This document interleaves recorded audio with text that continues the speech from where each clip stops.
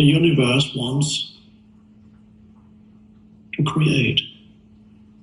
It wants expansion. But why is it that so often it seems to put obstacles in the path of expansion? Things go wrong. Difficult situations, difficult people, loss, confusion.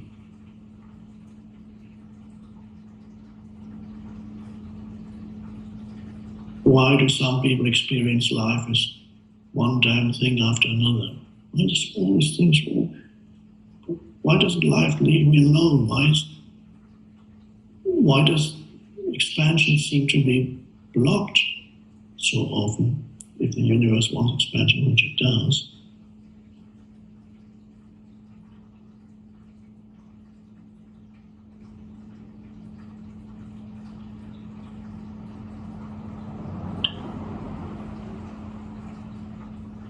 The universe not only wants to expand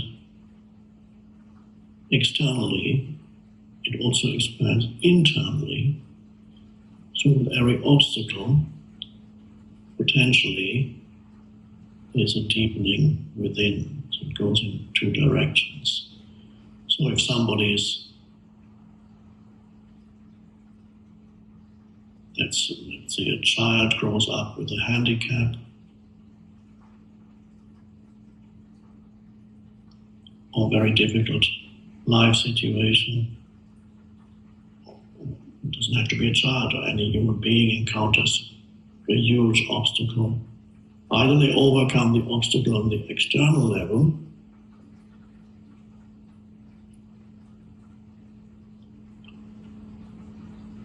or they transcend that obstacle on an inner level.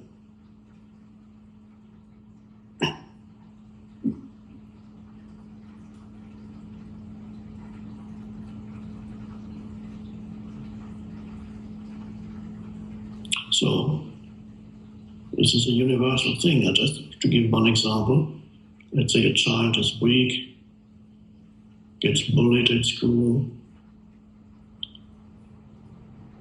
is very unhappy because of that. Then the child could generate so much energy that he or she would take up martial arts, go to a teacher, just as it's shown in those movies. And then eventually he or she can defeat the bully, generated the energy that would not have been generated if the bully had not been there. So it becomes stronger on that. That's expansion in a way. Or the child is just too weak, it doesn't generate expansion on that level. It can never defeat the bully. But the energy goes within, develops other abilities, perhaps the ability to be creative, to think, to create.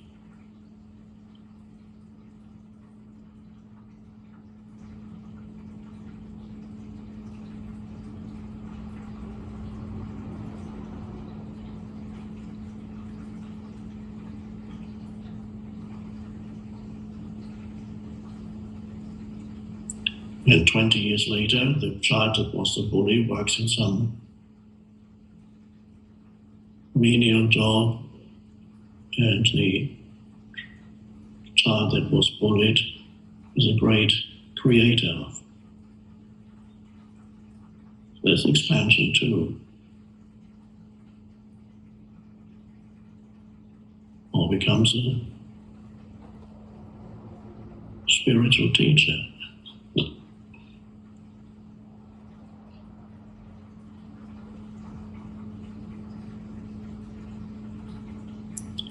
So the universe wants to expand, but it also wants you to experience obstacles to expansion, which are part of the expansion. It goes in two directions. So welcome all the obstacles in your life, the obstacles to whatever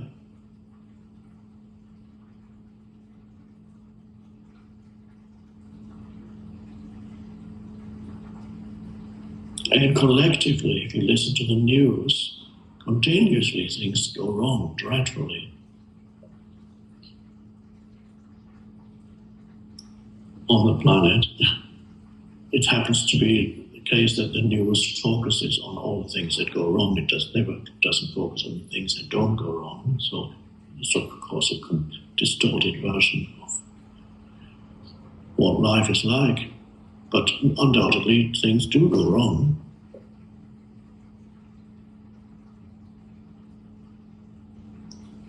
Humanity is being challenged sometimes through factors that seem to have nothing to do with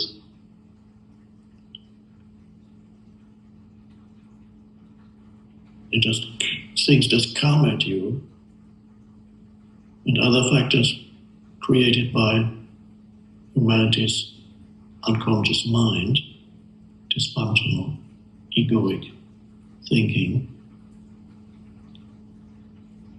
And so it's only through experiencing the effects of that unconsciousness collectively, if you look at humanity as a whole for a moment, as one single expression of consciousness divided into billions of little entities, one huge array of consciousness divided into billions of small arrays of consciousness, one of them is you. So humanity is evolving. The one consciousness expressing itself as the human being is undergoing a process of evolution.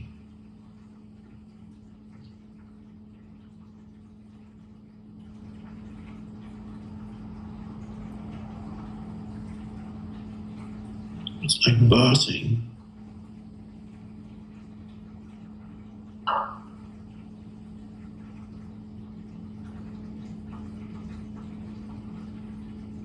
And gradually, it's becoming more conscious. Seems to take a long time. But every human being reaches a point where the consciousness accelerates, and that's when you consciously embark on the spiritual path as you are doing. That means your primary teacher is no longer suffering. It may still come in, but it's no longer your primary teacher.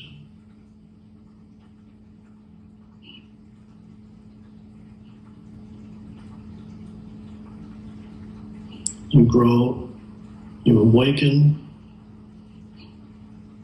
voluntarily without being pushed into it through suffering. But you have been, otherwise you wouldn't be. You've had your suffering. There may be a bit more, but not like before.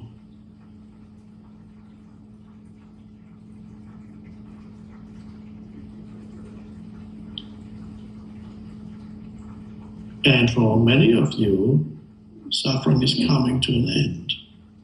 It doesn't mean that you don't face problems anymore, but you don't transform them into suffering.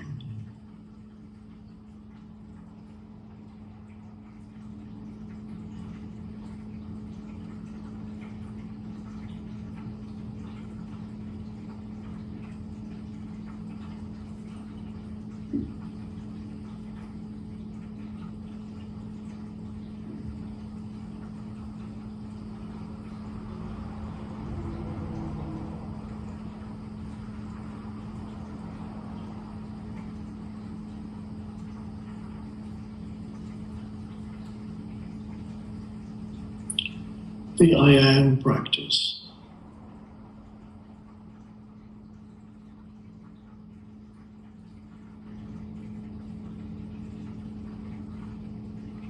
I am. There's no doubt about that.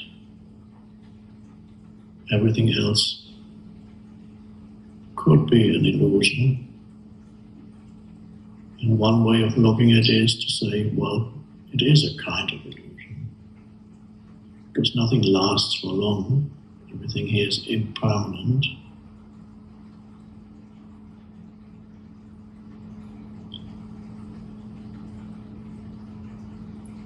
Be aware in your daily life of the gap between two thoughts, so that your mind doesn't drag you along in an incessant stream of involuntary and compulsive thinking.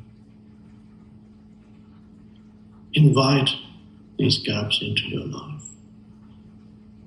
So by looking at something without interpreting it, by listening to something without interpreting it, by taking conscious breaths occasionally. Observe the air flowing into the body, out of the body, no thought.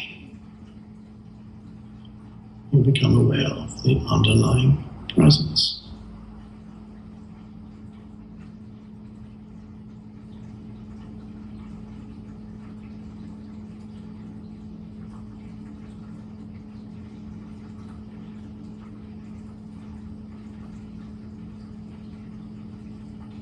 And only then do you become a true human being.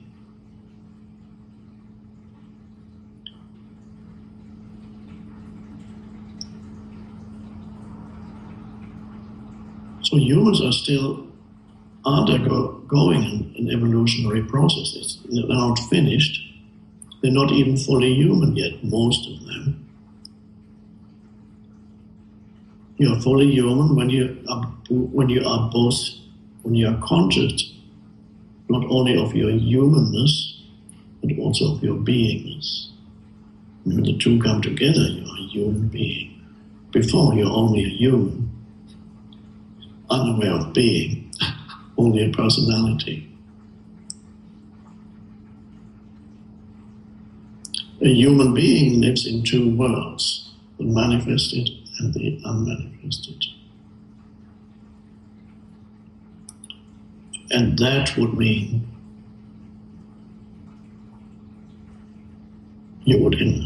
when humans, more and more humans begin to live like that, of course the world would look very different, the world that we create.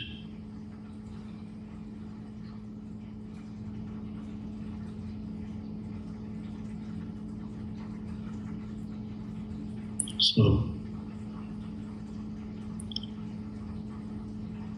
be not only human, but be the being. So you become a true human being.